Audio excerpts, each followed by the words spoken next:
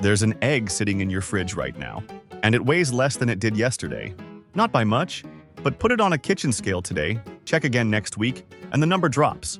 It's losing water through its shell, hour by hour, and it won't stop until you crack it or throw it away. Most people assume eggs go bad the way meat goes bad. Something invades, bacteria multiply, the thing rots. That's not what happens. An egg doesn't spoil, it dries out. Slowly, invisibly, it evaporates from the inside. And everything the industry does to that egg from the moment it leaves the hen is built around slowing that down. The shell looks solid, but it's full of holes.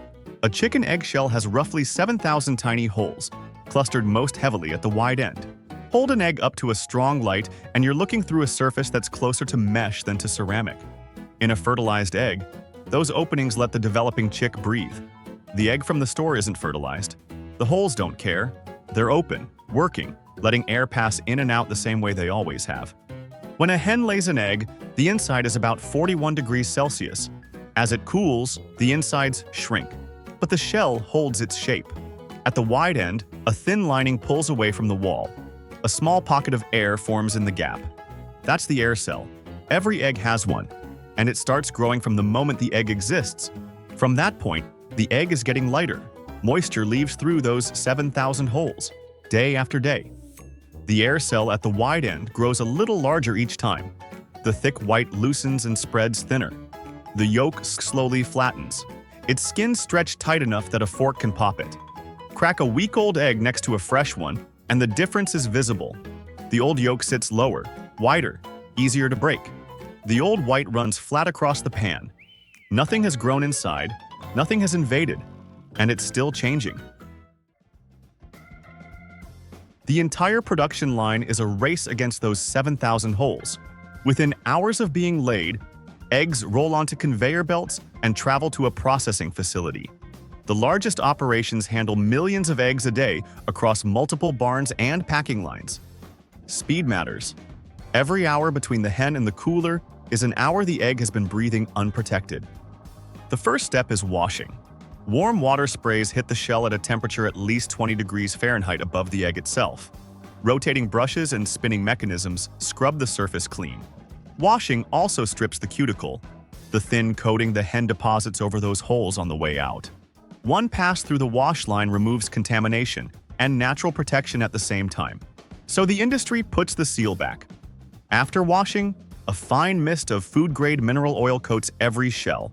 The oil settles into the holes and partially plugs them. Not as effective as the original coating, but enough to slow the moisture loss. Without that step, a washed egg dries out noticeably faster on the shelf. Pick up an egg from a store and run your thumb across it. That faint slickness isn't residue from washing, it's the oil. Then, candling. A bright light passes through the shell, and what the grater is actually reading is the air cell. In a fresh egg, the air cell is tiny, barely a shadow at the wide end. In an older egg, it shows up as a dark pocket, taking up more and more space. The bigger the pocket, the longer the egg has been breathing. Blood spots, meat spots, and hairline cracks all show up under the light too. But the air cell is what tells the grater how far along the egg is. Candling isn't a defect check. It's reading age through the shell.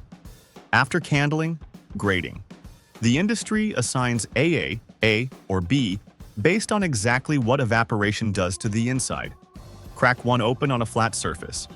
AA means the white stands tall and holds its shape. A means it spreads a bit more. B means it's thin and watery. In 1937, a researcher named Raymond Hoff turned this into a formula. Measure the height of the thick white relative to the egg's weight, and you get a single number. 72 or above is AA. 60 to 72 is A. Below 60, B. The industry has been using that number as an evaporation clock for nearly 90 years. The last step is cold. Eggs move into refrigerated storage and onto refrigerated trucks. Cold air doesn't stop evaporation, but it slows everything down. At room temperature, an egg drops from AA to B in about a week.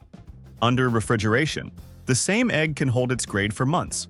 Every step on the line buys time, but cold only slows the breathing. It doesn't stop it. A study tracked over 5,000 eggs across 15 weeks.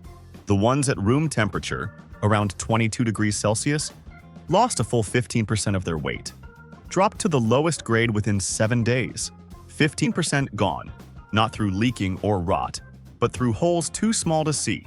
The refrigerated ones held their grade for up to 27 weeks.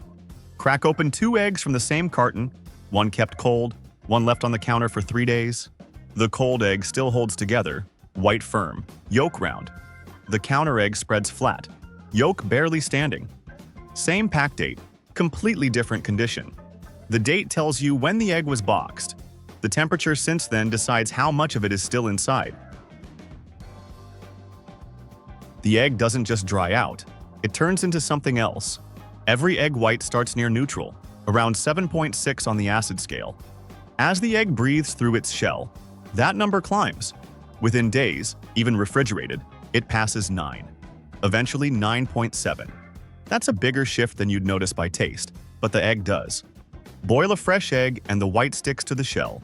Boil an old one and it peels clean. Whip an old white and it climbs higher than a fresh one ever will. The proteins have loosened, so they unfold faster and trap more air. But the same looseness works against it. The bubbles grow larger, the walls thin out, and the foam starts collapsing while a fresh one is still standing. Bakers have to pick a side, volume or hold. The pH decides which one they get. Fill a bowl with water and lower an egg in. Fresh egg. Sinks. Lies flat on its side. The shell is heavy. The insides are dense. There's nothing pulling it up. An egg that's been sitting a while sinks but tilts upright, wide end pointing toward the surface. The air pocket at that end has grown enough to shift the balance. An egg that floats has been losing moisture for so long that the pocket inside can lift the whole thing off the bottom. That's not a pass or fail. It's a gradient showing you how far evaporation has gone. A flat egg on the bottom is fresh. A tilted egg is older but still fine to eat. A floating egg has been breathing through its shell for a long time. And it works in any kitchen, with any egg, no matter what was printed on the carton or which country it came from. No equipment, no app, no label to decode, just water and gravity, telling you what no date stamp ever could. The next time you're not sure about an egg, try it. Drop it in and let the egg answer for itself. There's no true expiration date for an egg, just a shell with 7,000 holes, breathing a little slower or a little faster depending on where you keep it. That's the process. We reveal how things actually work, one story at a time. If there's something you'd like us to explore next, let us know. Until then, trust the process.